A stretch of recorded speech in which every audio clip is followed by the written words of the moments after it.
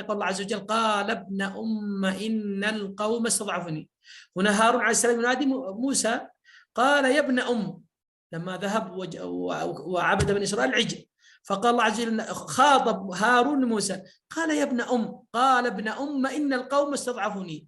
فهنا السؤال، هل هارون وموسى شقيقان أم أنهم أخوان لأم؟ طبعا شقيقان لأم وأب، يعني يقول أخ لأب وأخ لأم وأخوان شقيقان أي من أب وأم. فهارون هنا أخ شقيق له، لكن لماذا ناداه بأخوة الأم دون الأب؟ قال ابن استلطاف، التذكير بالأم، الحنان، العطف. قال هنا لأن موسى عليه الصلاة والسلام غضب على أخيه هارون حتى كأنه جذبه وأخذه، قال ابن لا تأخذ بلحيته ولا برأسي.